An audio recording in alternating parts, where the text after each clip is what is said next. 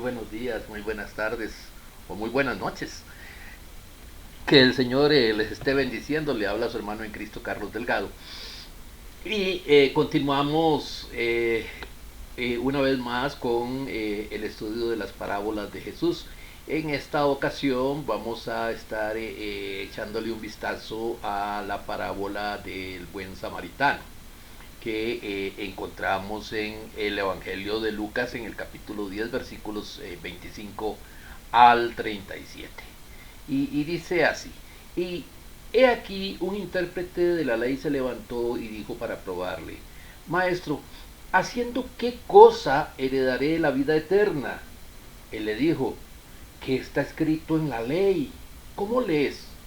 Aquel respondiendo dijo: amarás al Señor tu Dios con todo tu corazón y con toda tu alma y con todas tus fuerzas y con toda tu mente, y a tu prójimo como a ti mismo. Y le dijo: bien has respondido, haz esto y vivirás. Pero él, queriendo justificarse, dijo a Jesús: ¿y quién es mi prójimo? Respondiendo Jesús dijo: un hombre descendía de Jerusalén a Jericó y cayó en manos de ladrones, los cuales le despojaron e hiriéndole se fueron, dejándole medio muerto. Aconteció que descendió un sacerdote por aquel camino y viéndole pasó de largo. Asimismo, un levita, llegando cerca de aquel lugar y viéndole, pasó de largo. Pero un samaritano que iba de camino vino cerca de él y viéndole fue movido a misericordia y acercándose vendó sus heridas, echándoles aceite y vino y poniéndole en una cabalgadura lo llevó al mesón y cuidó de él.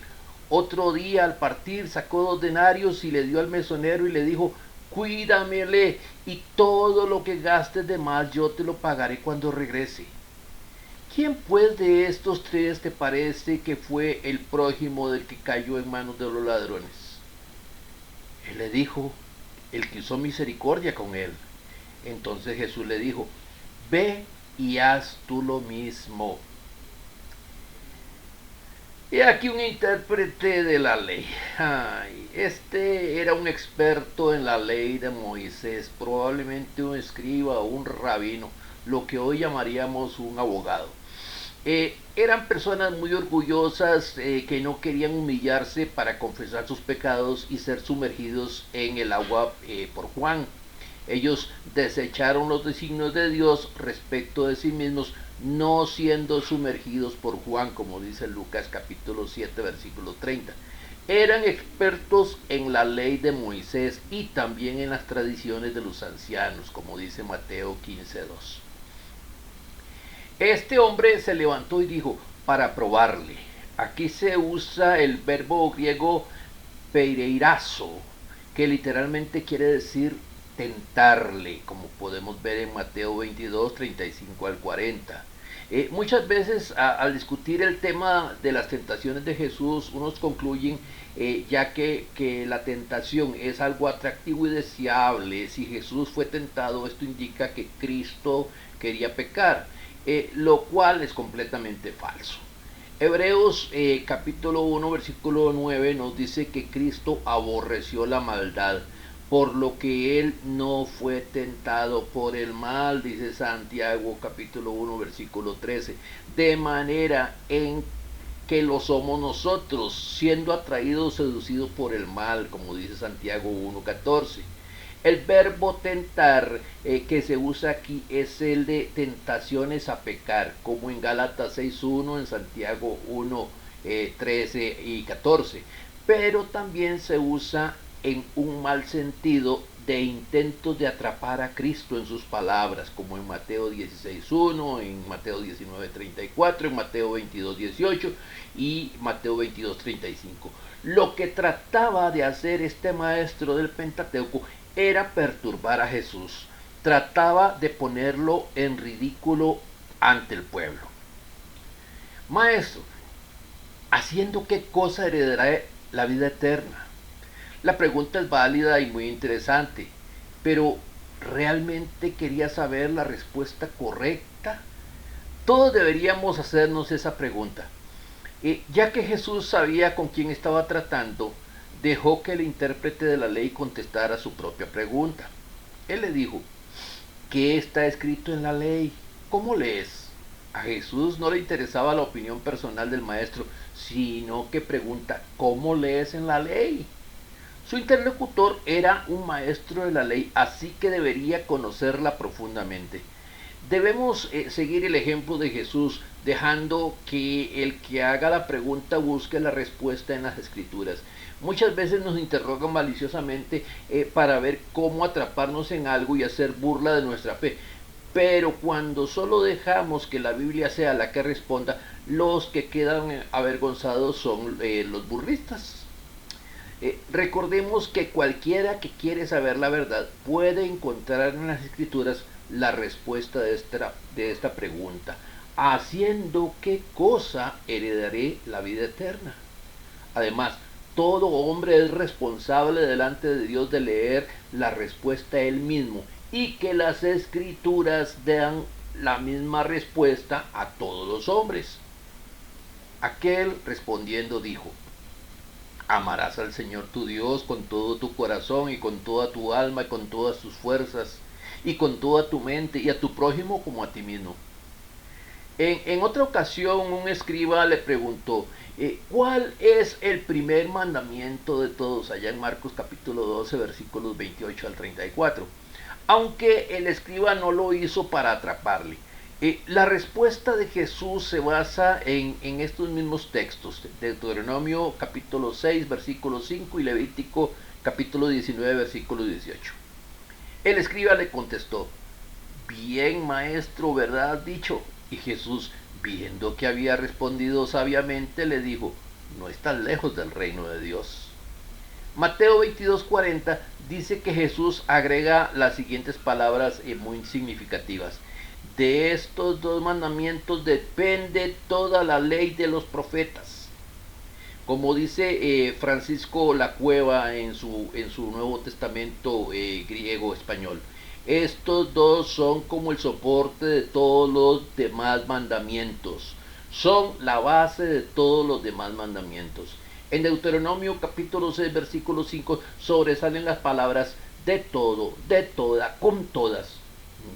Y amarás a Adonai de tu Dios de todo tu corazón y de toda tu alma y con todas tus fuerzas. Porque el amor que le debemos tener a Dios debe salir del corazón, el alma, la fuerza y la mente. Jesús preguntó, ¿cómo lees? Debemos contestar con Marcos 16:16, Hechos 2:38, etc. Pero no debemos olvidar el texto importantísimo y básico que citó el intérprete de la ley, porque todavía es verdad que estos dos son como el soporte de todos los demás mandamientos, como vemos en Romanos 13:10. Si uno está bien en su mente, se amará a sí mismo, por lo que debe amar a su prójimo de la misma manera. Y le dijo, bien has respondido, haz esto y vivirás. El escriba había respondido correctamente, pero este tipo de líderes judíos necesitaban discutir la ley, aunque no les importaba tanto hacer lo que la ley decía. Hay quienes dicen que es imposible cumplir la ley, pero Dios no diría, haz esto si fuera imposible. Si Dios da mandamientos al hombre que no puede cumplir, entonces Dios mismo tendría la culpa. Es cierto que todos pecamos, así lo enseña Eclesiastés capítulo 7 versículo 29 y Romanos 3:23. Pero eso no quiere decir que el hombre tiene que pecar como muchos suponen. Muchos citan Romanos 7:14 para probar que hemos nacido así, pero la realidad es que los que están entregados al pecado lo hacen porque lo desean y no pueden culpar a Dios por su problema. Sigue diciendo, pero él queriendo justificarse a sí mismo. ¿Quién no ha hecho esto mismo? Desde niños aprendemos a buscar una justificación. Adán dijo, la mujer que tú me diste. Eva dijo, la serpiente. En una ocasión uno de mis hijos Tenía 3 años y pasó su dedo por el lustre que mi esposa había puesto en un pastel. Y cuando ella lo vio y le llamó la atención, él dijo, es que el pastel me jaló. Y el hombre este dijo a Jesús, ¿y quién es mi prójimo? Vaya pregunta. El maestro en realidad solo quería poner límites a su deber y entonces poder decir que ya tenía la vida eterna.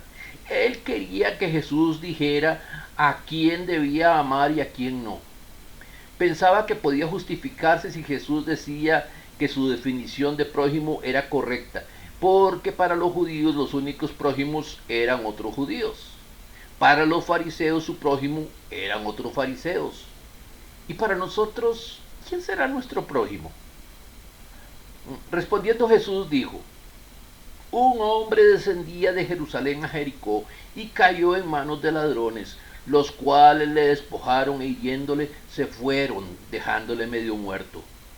En vez de contestar directamente la pregunta ¿quién es mi prójimo?, Jesús cuenta una parábola que muestra quién debe ser el prójimo. Pone de ejemplo a un judío.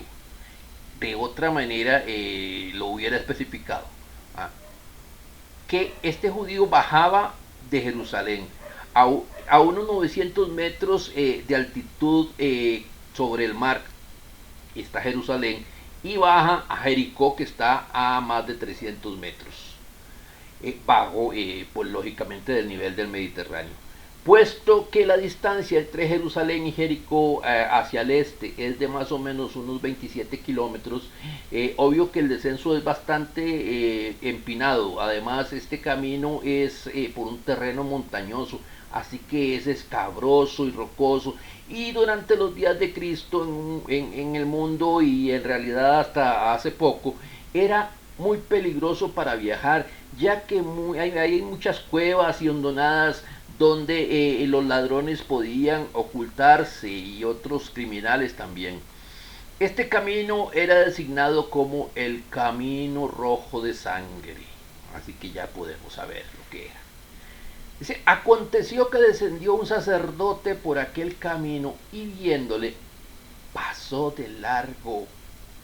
Muchos sacerdotes vivían en Jericó, por lo que forzosamente tenían que pasar por ahí. Era un hombre que tenía que estar al servicio de Dios y del pueblo, así que el herido tenía derecho de esperar su asistencia, pero pasó de largo. Claro que los sacerdotes eran conocedores de la ley, eso lo enseña Deuteronomio 22:2, pero muchos de ellos no practicaban estos preceptos. Es posible que se justificara pensando en el peligro de que los salteadores podían estar cerca todavía, o bien que tenía mucha prisa, o si aquel estaba muerto, habría peligro de contaminarse ceremonialmente, habría gastos, etcétera. Pero la verdad es que para muchos judíos la religión, con sus ritos y ceremonias, no tenía nada que ver con la misericordia y la justicia. Asimismo, un levita, llegando cerca de aquel lugar y viéndole, pasó de largo. Los levitas eran ministros o ayudantes en el templo, también conocedores de la ley, pero hizo lo mismo que el sacerdote. Pero un samaritano. Los samaritanos eran despreciados por los judíos, como vemos en Juan 4:9. Aún así, Jesús no desperdicia la oportunidad de criticar los prejuicios que dividían a judíos y samaritanos. Así que este samaritano, en realidad, él no tenía ninguna obligación para el judío. Y el herido no tenía derecho de esperar nada tampoco de él. En una ocasión los judíos dijeron a Jesús, ¿no decimos bien nosotros que tú eres samaritano? Juan 8:48. Por lo que en esta parábola Jesús presenta al samaritano como un verdadero imitador de Jesús y más respetuoso de la ley que el sacerdote y el levita. El samaritano iba de camino y vino cerca de él. El samaritano iba por el camino y quizá desde lejos miró al judío ahí tirado ensangrentado, por lo que se acercó. Y sigue diciendo, y viéndole, fue movido a misericordia. Tanto el sacerdote como el levita no tomaron en cuenta pasajes como Miqueas capítulo 6 versículo 8, Levítico 19:34. Pero el samaritano los cumplió sin dudar. Y acercándose, vendó sus heridas, echándoles aceite y vino. Estos eran remedios caseros. El vino, al tener alcohol, sirve para limpiar las heridas y el aceite sirve para suavizarlas. Y sigue diciendo, y poniéndole en su cabalgadura, lo llevó al mesón y cuidó de él. No solo se acercó al herido, sino que se comprometió a ayudarlo, se acomodó o se incomodó más bien al dejarle su cabalgadura, se demoró en su viaje, le prestó al hombre herido toda forma y grado de atención y ayuda, como si fueran amigos íntimos, con toda liberalidad y holgura completa. Pero no solo eso. Otro día al partir, sacó 2 denarios y dio al mesonero y le dijo, cuídamele y todo lo que gastes de más yo te lo pagaré cuando regrese. Es posible que el mesonero conociera al samaritano como su cliente a quien le tenía confianza. Muchas veces, al ver las desgracias de otras personas, somos movidos a misericordia. Quizás se nos vengan las lágrimas y hasta oramos por aquella persona. Pero Jesús explica cómo el samaritano fue más allá. Se detuvo, se acercó al herido, vendó sus heridas, echándoles aceite y vino, lo puso sobre su animal, lo llevó al mesón, cuidó de él y al despedirse pagó por el cuidado adicional que necesitaría. Hizo todo esto que no se esperaba de él. Quizás el judío herido se hubiese recuperado antes del regreso del samaritano sin conocerlo, pero el samaritano estaba esperando, o no estaba esperando en realidad más bien que le agradeciera nada, sino él tenía la oportunidad de aliviar el sufrimiento humano. ¿Quién pues de estos 3 te parece que fue el prójimo del que cayó en manos de los ladrones? Pregunta Jesús. Ahí está Jesús enfrentando al intérprete de la ley con la realidad que presenta la parábola, y de esta manera él pueda juzgarse a sí mismo.